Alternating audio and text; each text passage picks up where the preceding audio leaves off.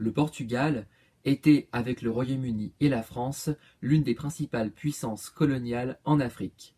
Sa colonie la plus importante sur le continent noir était l'Angola, devenu indépendant en 1975. C'est justement de ce pays et de son drapeau dont nous allons parler dans ce 7e épisode des Drapeaux du Monde.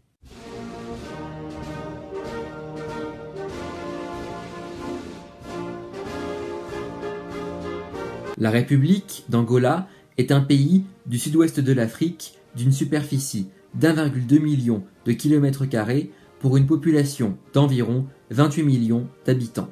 La capitale, Luanda, est située au bord de l'océan Atlantique.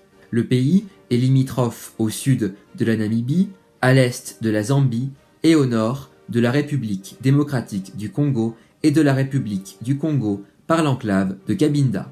À partir de la fin du XVIe siècle, les Portugais établissent le long des côtes de ce qui deviendra l'Angola des comptoirs qui servent de point de départ pour la traite des esclaves noirs en direction du continent américain et des Caraïbes. Peu à peu, l'Angola s'impose comme un centre de premier plan pour la traite négrière dans le cadre du commerce triangulaire. Le commerce des esclaves sera finalement aboli en 1836. Ce qui n'empêchera pas le Portugal d'étendre son emprise territoriale à la fin du XIXe siècle à la faveur du partage de l'Afrique entre les puissances européennes. Mais au tournant du XXe siècle, la domination portugaise sur l'Angola est progressivement remise en cause. En 1961 éclate la guerre d'indépendance de l'Angola. Plusieurs groupes armés indépendantistes s'opposent au pouvoir de Lisbonne. Les deux principaux sont l'UNITA, l'Union nationale pour l'indépendance totale de l'Angola, et le MPLA, le mouvement populaire de libération de l'Angola d'idéologie marxiste. Cette guerre prend fin en 1975 avec la reconnaissance de l'indépendance de l'Angola par le Portugal. Cependant, aussitôt l'ancienne puissance coloniale partie, le pays sombre dans une guerre civile qui oppose le MPLA à l'UNITA.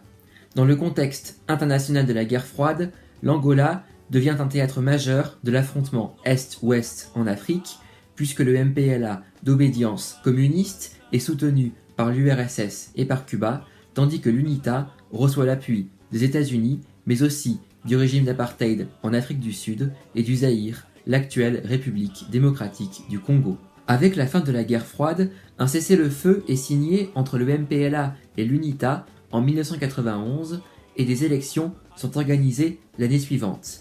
Mais l'UNITA conteste le résultat de ces élections et la guerre civile reprend. Elle ne s'achèvera qu'en 2002 avec l'assassinat du chef de l'UNITA, Jonas Savimbi. Ce conflit s'achève donc par une victoire du MPLA, mais à quel prix ? Au total, la guerre civile angolaise, qui aura duré 27 ans, aura fait environ 500 000 morts et 4 millions de déplacés. Le drapeau de l'Angola, adopté dès l'indépendance en 1975, est directement tiré de celui du MPLA. Le rouge symbolise le sang versé pour l'indépendance et le noir évoque l'Afrique et la couleur de peau de ses habitants. L'étoile jaune symboliserait la liberté et le progrès. Une machette et une demi-roue dentée, représentant respectivement les paysans et les ouvriers, ont été rajoutées sur le drapeau juste après l'indépendance. On peut ainsi voir clairement que le drapeau de l'Union soviétique ainsi que celui du Viet Cong, mouvement armé qui combattit les Américains pendant la guerre du Vietnam, ont été une source d'inspiration pour la bannière angolaise. En 2003, l'Assemblée nationale angolaise a proposé l'adoption d'un nouveau drapeau. Au centre de cette bannière se trouvait le dessin d'un soleil censé rappeler les peintures rupestres de la grotte de Chitundo Hulu, située dans le sud du pays. Ce projet n'a cependant jamais vu le jour. Depuis la fin de la guerre civile, l'Angola, grâce à ses gisements de pétrole, a enregistré une forte croissance économique. Sa capitale, Luanda, a connu un fort développement symbolisé par la construction de nombreux gratte-ciels.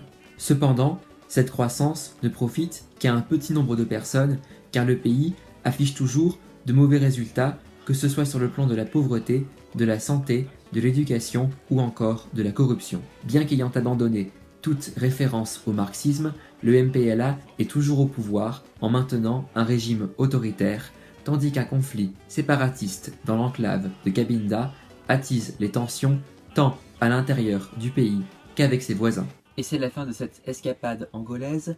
Pour le prochain épisode, nous traverserons l'Atlantique pour rejoindre les Caraïbes à la découverte du drapeau d'Antigua et Barbuda. D'ici là, prenez bien soin de vous. À bientôt!